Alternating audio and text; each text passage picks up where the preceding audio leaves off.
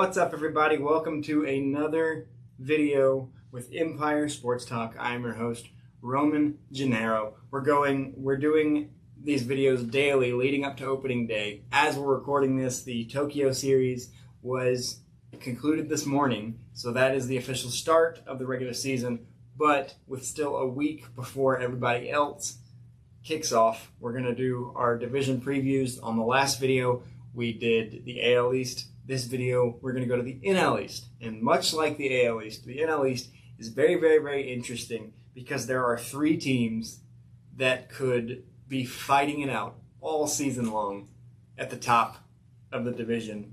So we're just going to run roughshod through the bottom two because they're obvious. Number five to me is the Miami Marlins. And it's not close. This is probably going to be the worst team in baseball. They really need to trade Sandy Alcantara. They really, really do. And maybe he goes to a team like the Yankees. As I mentioned in the last video, they've got some pitching issues with Garrett Cole out for the season, Luis Gil having some injuries, having some arm troubles in spring training, and Max Fried, although currently healthy, has had injury stuff in recent years. They do need some pitching help, so Sandy Alcantara to the Yankees makes a lot of sense.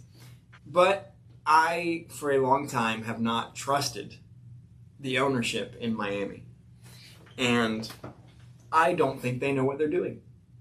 Going all the way back to 2011 with the horrible uniforms and stadium and sculpture, everything, I don't trust them at all. They managed to have control for years of maybe not prime versions, but all-star versions of Giancarlo Stanton,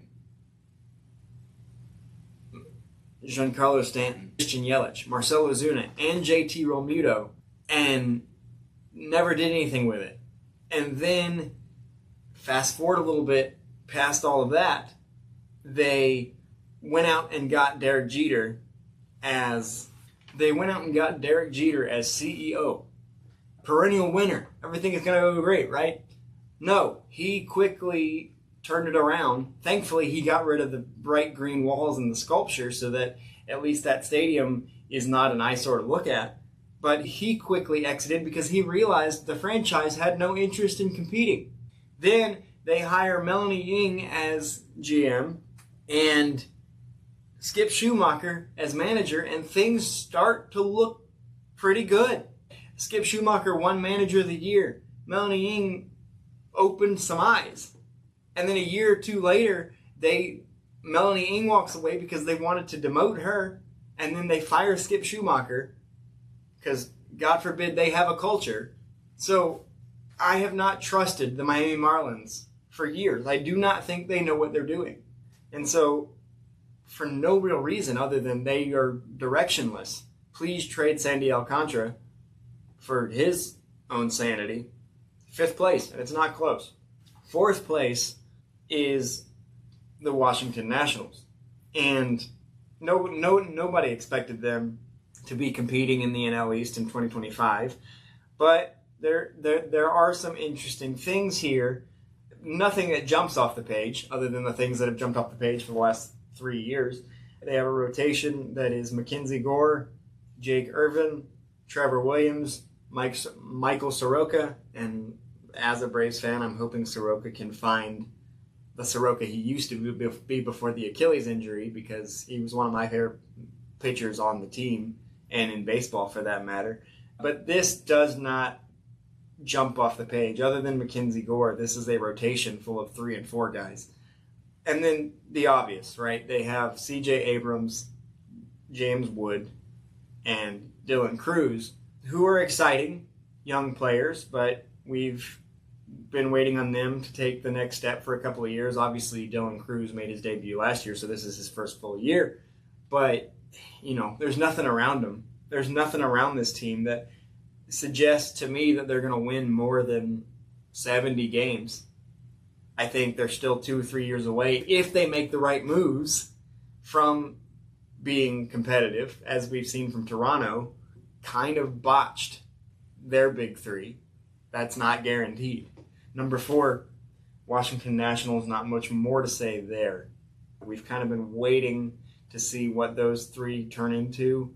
We're still waiting because it's not quite time for them yet. And now we get into the top 3, which I think is going to be a roll of the dice. It's going to be a shootout. It's going to depend on injuries. And I know that's ridiculous to say because it always depends on injuries, right? But we look at a bunch of teams that had injury issues in the last couple of years.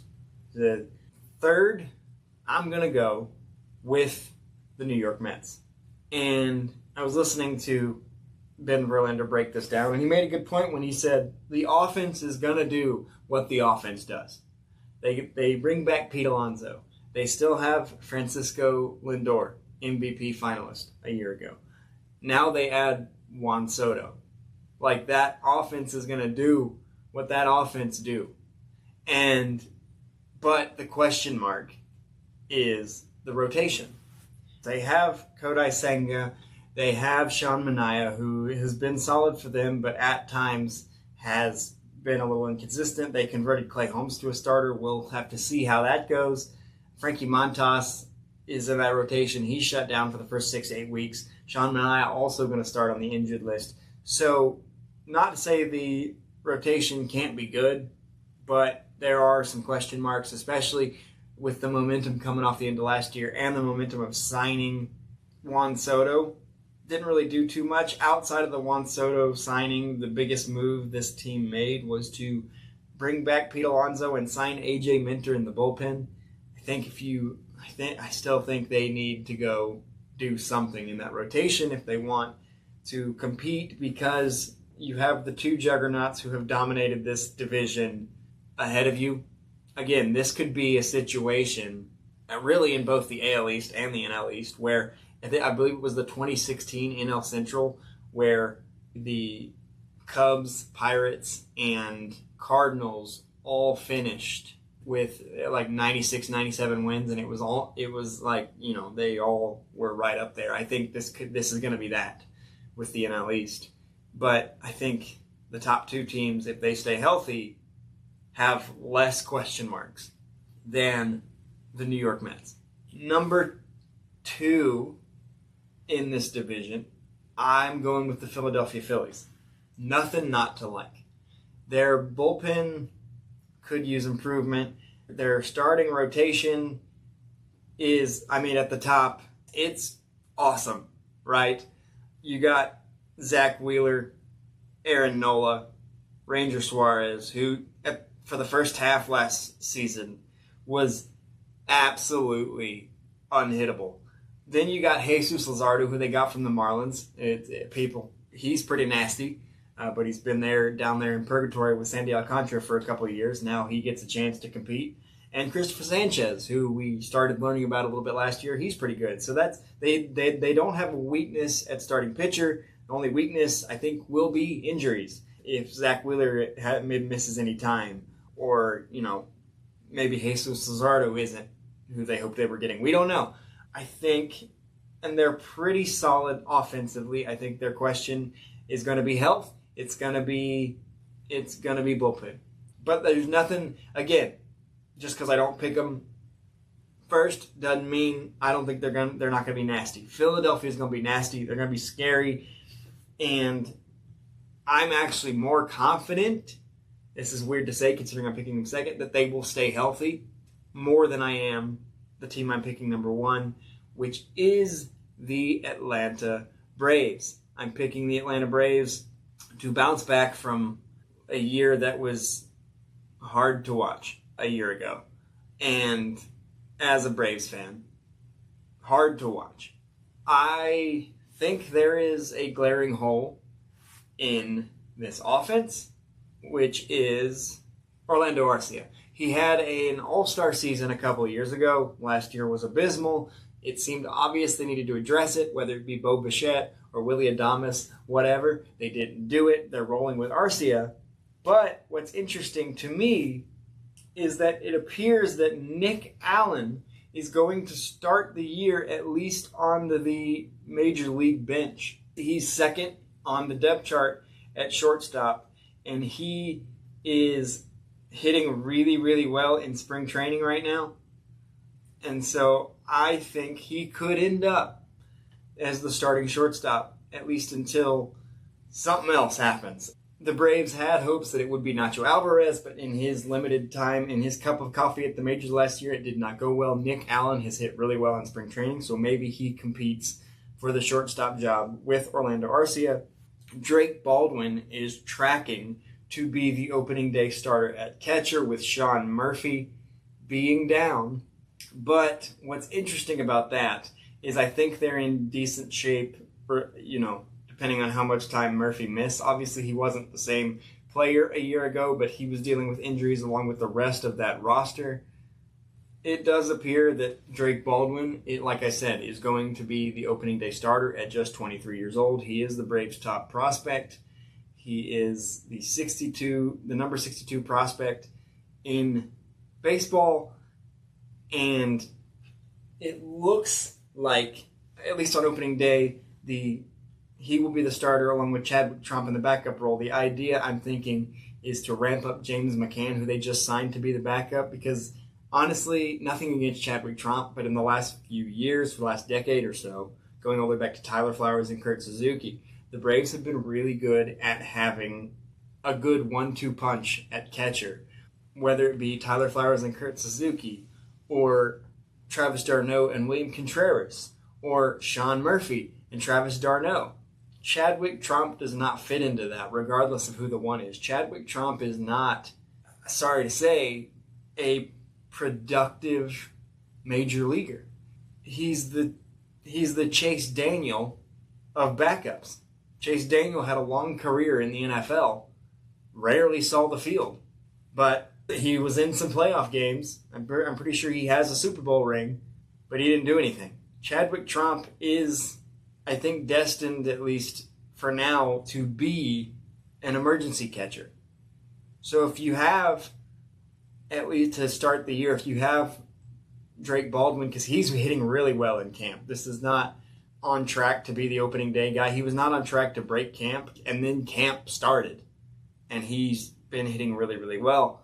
Whether it's James McCann and Drake Baldwin, or Drake Baldwin and Sean Murphy, this team has been known in recent years to have a good 1-2 punch, and Chadwick Tromp just doesn't fit into that.